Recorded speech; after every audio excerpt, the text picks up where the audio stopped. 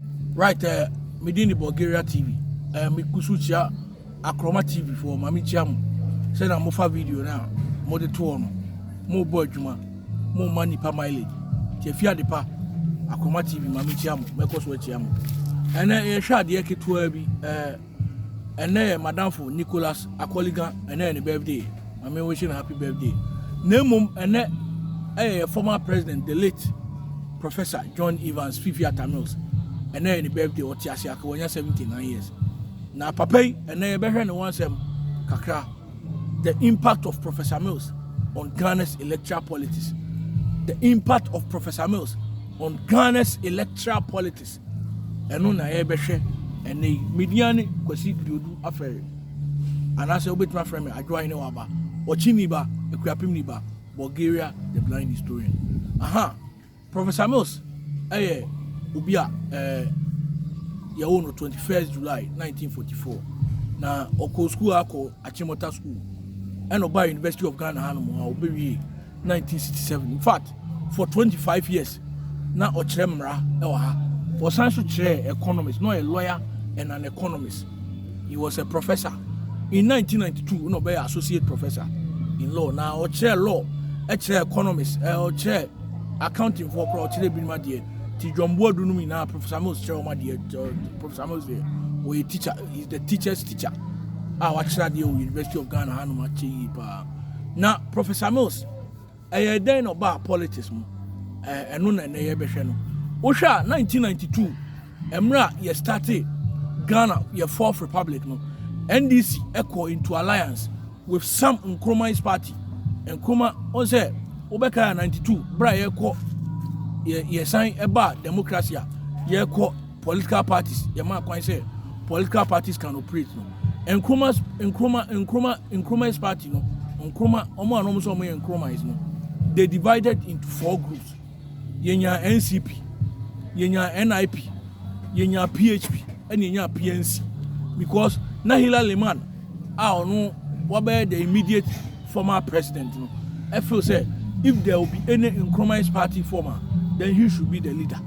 In Tiaman Nkrumah teacher, Tienya PHP, Anna era General Ascent. General Ascent American Assembly. On a to aba on one polling station to a background. Unya 0 no.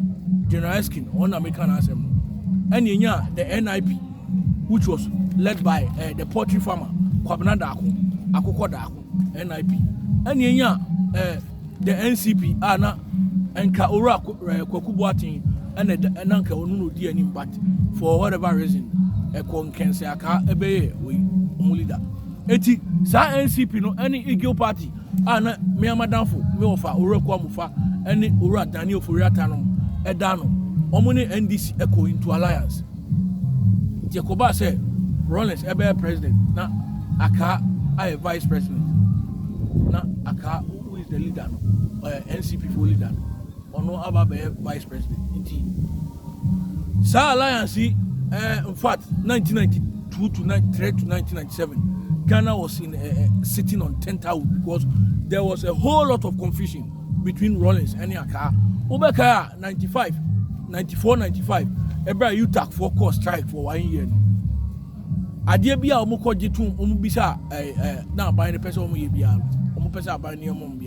in the absence of Rollins, Akako Jitum. And there was a whole lot of confusion. Until on 28 December 1995, Castle, Professor Kwame Nahoy, I recorded on the book Working with Rollins, Dr. Obeda Samwa, also recorded on the book The Political History of Ghana from 1950 to 2013. In fact, Rollins was in Saki Kaka, or Papa and Asum Tita Popo and Emma Akana Tadia Quatiti, Emma Oko report to my police, and SMP. So the alliance broke up. So there was a broke up in the alliance. Nenumuna NDC 96, almost equal alliance, I friend the Progressive Alliance. This time around, Omuni Eagle Party and the National Democratic Party, Thomas Niako would brew. We deal with unti that. Deal with what the crowd, this will be our opinion when you Ghana politics. Unti deal with that. Nkola Mabai, deal with Munti that. TN would brew. Thomas Niako would brew. On only party, National Democratic People's Party, DPP. Sorry, and National Democratic Party, a DPP. Democratic People's Party DPP Thomas Nyako was Brew and a Eagle Party no Ureko Mufanum Dani Oforiatanum Dano almost any NDC Omuko Alliance 92 there was alliance I am a title amount for Cassette 92 was the Progressive Alliance and 92 was not a Progressive Alliance 92 was just called Alliance 96 and the Progressive Alliance and Satam na MPP for so almost a great alliance. So 96 we have two alliances. We have the Progressive Alliance formed by the NDC, the DPP, and the Eagle Party. Then we have the Great Alliance formed by the NPP and the Aka Party. That is MPP perspective. MPP for one the Great Alliance and Professor Mills. The impact of Ghana politics in the area. Let's talk about the Progressive Alliance. So in 96, NDC searching for a running mate was very difficult. Now, in fact, it was very difficult for the NDC to get a running mate. Because the NDC from Pese, Obi from the Keda, no be a gentle, like intellectual Ghana for it was a problem. One cabinet meeting, and our branch be a friend Harry Sawyer. Harry Sawyer, American as me, when you're the baby, Neba, and I have the former deputy chief of staff, I have friend Madame Valerie Sawyer. In 1979, Harry Sawyer was a member of Power Willis United National Convention Party, no a member. Now, I know Harry Sawyer, Ebeka says, I don't know much about University of Ghana High Vice Chancellor. Now, Vice Chancellor in the University of Ghana for between Professor Mills and Professor Ivan Atta Mills. And Professor Ivan Atta Mills and Harry Sawyer, no, Professor Mills fan, no, Professor Mills Ascent, and he was the education minister at that time. Ebeka said, "Mining a BB, near Vice Chancellor, no, Emma Professor Mills."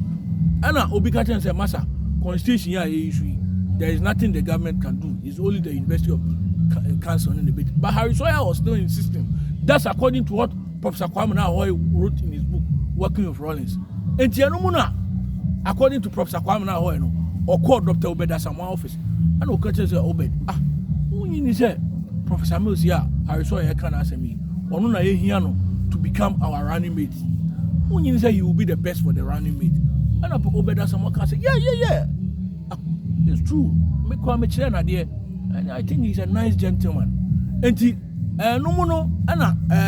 and then I remember 10 minutes. For when a history in America, the American the TikTok, and me and Koa, Motion or YouTube. Professor Mills. Obeda Samwafre, former President Jerry John Rawlings, that time President Rawlings. And then the Kasa, nominate Professor Kwame Nahoy, Kasa, the Kwame Nansuko, who on one in your penny at Tuahoy, and nominate Professor Mills, Echo Kasa. According to what Professor Kwame Nahoy throw in the book, it was not easy to convince Professor Mills to say Obabe running mate at the NDC ticket. No. But finally, Professor Mills and then a Bompire. And Ojitum so by running. So Sunyani Congress Omokoeno 96. Sunyani and a co-accepted Professor Mills as the running mate to Jerry Rawlings ni ticket. Nanumuna obey vice president between 1997 and 2001. Now BBC ni impact near the NDC both positive and negative na maybe can was on 98. Aye homo mobosumi da na tosu insia. Afi apema hankru e di okunu nwotwe. Aye homo mobosumi da na tosu. There was an NDC rally bia omukoye no so duru no mo dey celebrate June 4th and na the anointed son formula Jerry Rawlings ekoka say on there he wish said Professor Mills ebe NDC ran candidate for the 2000 election. So 2000 at the same bebre by and on 29th April and omuko ho obeka the whole coronation eko saw Professor Mills and Sir Rawlings Professor Mills and Sir Kasangsaka say this is our candidate for 2000. And no, MPP for the propaganda baby. Vote Mills, get Rawlings free. SMP. A binum cry, me offer. Nana was sorry, I couldn't cry to Mills, Rawlings Pudo. And also Becca, that Pudo story, SMP. Nanumuna, Anna, 2000, Professor Mills by a candidate, NDC phobia, Emma, Pennyphobia, say, Chief Pokunum, Laria Jete nom ne Guzitano nom Kofi Pennyfo bebre omo kote amanyoko bia friend the National Reform Party the NRP na NRP no NDC fo bu omoni guso no mo fo say share down affect omo affect omo ma 2000 no first round no Professor Mills etiminya be 42.5%. na ye ko second round no be afo say second round NRP eba be joining the mother party there be omo ko support MPP NRP the National Reform Party no omo ko support Ascent in 1979 UNC for no time after first round na Victor Usu edi second omo ko support Victor Usu omo ko support Hillary Liman against Victor Usu so na see in the 2000 elections no eti 2000 election no impact of Professor Mills edi buy and say NDC lusu na no omo ko opposition no NDC no emu chemienu yenya the Rawlings faction and the Obed faction na Rawlings faction no support Professor Mills and Obed enso ye na adwe say obekwa kofa candidate aba so on 28th December 2002 Legon hire CC Central Cafeteria 28th December 2002 Professor Mills versus Kwesi Botwe it was not easy hwa na ye nipa bi say Obed Asamoah Ofosu Ampofo Haruna Idrusi Madam Frances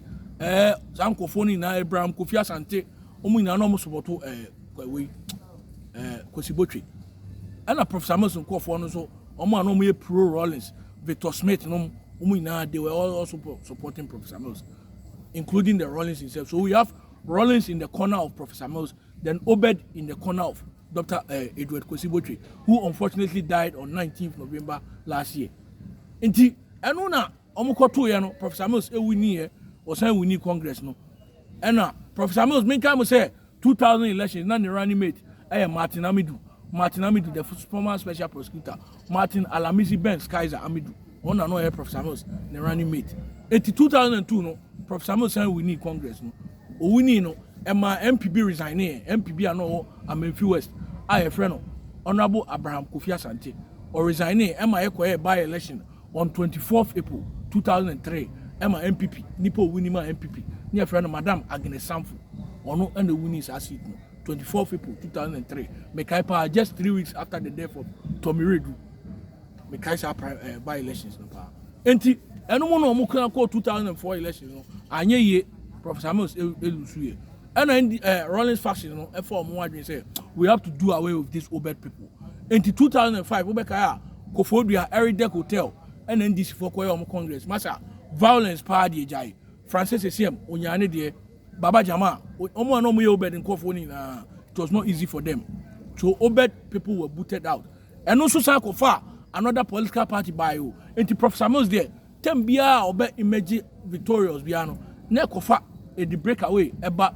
NDC through Professor Mills no yenya 3 political parties are breaking away from the NDC and also yebeka wasem enti Democratic Freedom Party and also because of Professor Mills ko ya ema Obed Asamoah ti omo ekote DFP but I think that DFP no 2008 enya effect bia on NDC so even though on the second round no almost support to MPP to 2008 ye call first round ye na Professor Mills wenya be 47.7 nanado enya 49.13 name second round no DFP equal support to MPP utie Obed Asamoah no semo mo kan Obed Asamoah satama semo kan o say knowing the candidate involved that is Mills and Nana I think Nana will be better than Professor Mills in 2008 Obed Asamoah and Machiavelli that is now okan wasem Machiavelli the enemy of my enemy is my friend ejuma omoko support to MPP name finally 208 after Yako first round second round I did time in account Professor Mills emerged victorious and became the president of the land. Now Professor Mills be president no challenges are facing in Bini say Upegana president onya internal opposition from his party Professor Mills on one found a nipa or didn't buy criticizing him on one party for say yeah man Charlie Professor Mills was brave papa ne brave because make my catcher say if he say started fourth republic on the only president that when a stiffer opposition from both internal and external MPP for to bono no one party for trabono now we no more Atta Mills Atta why Atta den Charlie it wasn't easy so in 2011 Obekaya Fonka Games Professor Mills here and Adrian so Obeko second round no Nana Kunodu Ajima Rawlings na on 2010 no more Congress or Temalea or my electing as the first vice chair of the party no or decided say obe contested Professor Mills. And it wasn't easy. Obeka Fonka games, then easy. Obenya Abaimun Pennyfo be no more support to Professor Mills. Rollins and so support to one area. Nano no more Sunyane no, and a quiet Congress now, and I'm do on your 9. Baku mienu miensa and 9 enum nsia nson kron ngotwen kron 9 pe no timi nyan and also one thing was say they no so kofa another political party emerge out of the NDC na yenua aboa paponum mamboa roxen nom omu ina no kan that is the National Democratic Party, the NDP omu so ti omu fi NDC because of Professor Mills and one say Professor Mills the impact no negative side no at the 3 political parties and a breaking away from the NDC. Name on positive side, they said he still won the election for the NDC in 2008. Nanumuna na 2012, 4th Yan Tuata on 24th July, ne Benada, exactly 2:15 p.m. Professor Mills, Unyani baby ko ya, Emma John Dramani Mahama, ebe force majeure BC obey the flag bearer of the NDC, only the NDC into victory 2012. 80 Professor Mills. And now your money them referred to and not Yasian 79 years. Professor Mills, in fact, he was one of the gentle politicians. I mean, Ghana say on one power be the Diobiatem say where you say. He never did that. Even though he benefited from premeditated, unwarranted political attack and political violence, he directly did not involve himself in attacking his colleague or compatriot politicians. And the Professor Mills. Baby, I will be a demi for dear.